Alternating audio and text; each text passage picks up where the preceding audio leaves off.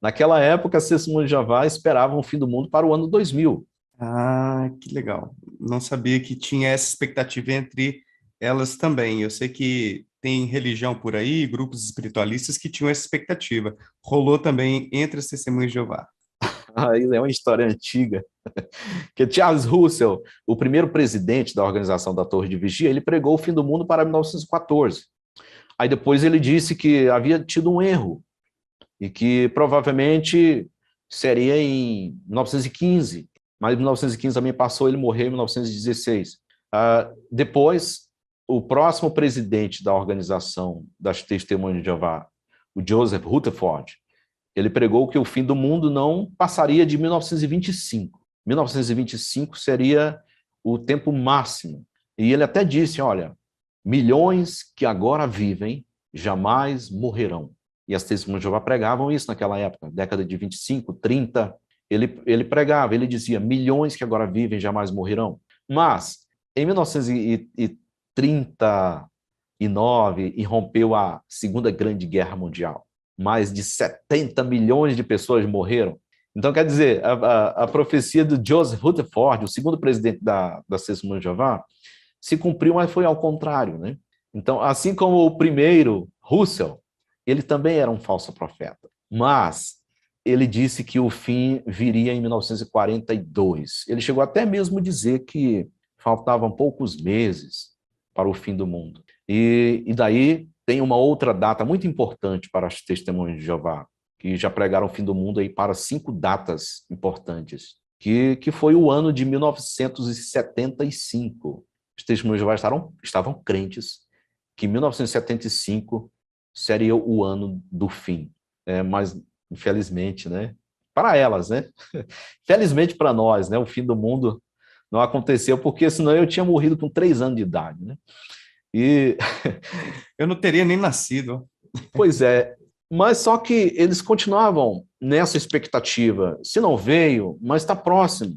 E aí, 1975 passa, 1980, 1990, e aí havia uma profecia de que o ano 2000, nesse século XX, o fim viria no século XX.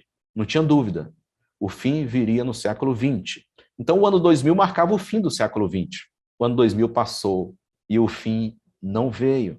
E o fim desse sistema não veio, as testemunhas de Jeová continuam pregando o fim do sistema, né? Mas são as falsas profecias, não são as profetadas. Olha, teve até alguém que disse que se ele fosse um líder de uma seita, ele colocava o fim do mundo para 2500, que aí daria tempo, né, para surgir muitos líderes, né, para a organização ficar aí tranquila, de folga, né? As testemunhas de Jeová estão pregando Firme e o fim forte e do tal, mundo. por muito. Mas parece haver um desejo também, né, Osmanito? Eu li Michael Shermer, que discute esse tema do ponto de vista da psicologia. Tem até alguns estudos sugerindo isso mesmo, que algumas dessas pessoas têm uma inclinação a querer mesmo que isso chegue logo, que aconteça logo, porque existe toda uma promessa de um mundo melhor. Então, pessoas que, inclusive um estudo feito no México, se não me falha a memória, verificou que aquelas pessoas que estavam passando por maior sofrimento durante o estudo, elas tinham uma crença maior de que o mundo acabaria no ano 2000. Parece então que existe um fator psicológico, né? De, poxa, tem que chegar isso logo porque tá uma droga esse mundo. Vamos lá, Deus, chega aí, organiza a casa que tá uma bagunça aqui, né? Mas, Ah, enfim, parece que é, tem uma. a, é verdade. Olha, a casa é nossa, nós é que temos que arrumar a nossa casa, né? Nós temos Pois que é. fazer a nossa parte. Tem tantas pessoas do bem aí ao redor do mundo, tentando fazer o mundo um melhor lugar para viver, melhorar a sociedade. Nós podemos fazer a nossa parte. Nós não queremos apenas que chegue uma grande destruição para que milhares, bilhões de pessoas morram, para melhorar as coisas. Eu acho que é um absurdo pensar dessa forma. Nós temos Mas aí. um dilúvio não, né, Osmanito? Deixa o dilúvio para trás. O Carl Pois Sagan, eu é. queria até comentar isso, ele falou uma coisa assim uma vez no livro dele, O Mundo Assombrado pelos Demônios. Se a gente ficar dependendo que a solução dos nossos problemas venha de fora, seja das divindades, seja dos extraterrestres, então a gente está perdido. Depende da gente, né, construir um mundo Sim. melhor.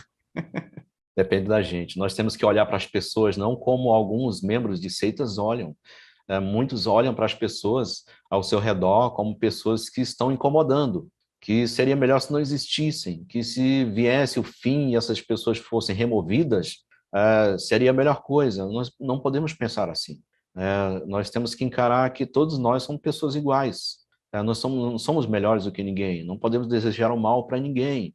Nós temos que procurar melhorar a nossa vida, melhorar a vida das pessoas, fazer algo pelas pessoas, né? Fazer algo pela nossa sociedade, dar a nossa ajuda.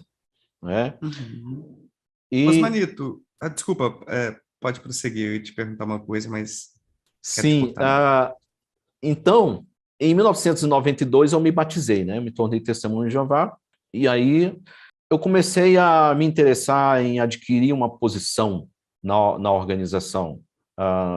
Eu já era alguém que chamava atenção, que era alguém muito bem intencionado, que estudava, que se preparava bem, que dava excelente exemplo como pai, que naquela época eu já era pai, já era marido, e dava um excelente exemplo também como pregador das boas novas, como estudante das escrituras, dava excelentes comentários, era um excelente orador, e as pessoas começaram a olhar para mim e dizer, olha, você pode ser um bom servo ministerial para ajudar mais, e depois ser um ancião, corra atrás desses privilégios.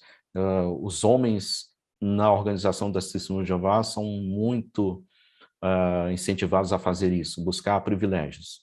E então eu buscava privilégios, eu me esforçava e em pouco tempo eu me tornei servo ministerial, que é o ajudante, né, dos anciãos, e depois de algum tempo eu fui designado ancião. Nesta época, eu fui designado ancião em 1999. Estava na véspera, né? Então, Olha só, hein? E assistir de camarote no fim do mundo. antes do fim, eu já tinha sido designado ancião, né? Fiz a minha parte, né? Fiz tudo que eu pude. Bom, só que quando você se torna ancião, você tem acesso a informações privilegiadas. Inclusive, você recebe um manual chamado Manual do Ancião. E nessa publicação, que é restrita a muitas orientações do corpo governante, da organização, da cúpula, e como eu te disse, a gente começa a receber informações privilegiadas, a gente recebe memorandos, recebe cartas, informações que não são compartilhadas com os membros. E naquela época eu era um ancião em uma comunidade isolada, e antes de eu ser um ancião, eu já era presidente desse grupo, eu já agia como ancião, e depois eu comecei a receber mais informações. E aí você tem outros privilégios adicionais, como discursar em grandes congressos com milhares de pessoas, assembleias, preparar partes de instrução que são apenas para os líderes em alta posição. Você começa a ficar bastante conhecido na região. Então, eu estava nesse estágio. Só que eu voltei para a minha cidade de origem, que é a cidade que eu estou agora, e fui presidir outras congregações. E aí, nesta época, eu já tinha mais 2 filhos, minha esposa ficou grávida, eu comecei a pensar por minha própria conta, né? Ai, ai, ai. Começou a se questionar. Eu comecei a questionar muitas coisas. E aí, bom ou não, aqui é o Daniel Gontijo, espero que você tenha curtido esse corte. Clica aqui para ver a live completa lá no meu canal principal e para ver mais vídeos nessa pegada, não deixa de se inscrever por lá e por aqui também. Um abraço, tchau!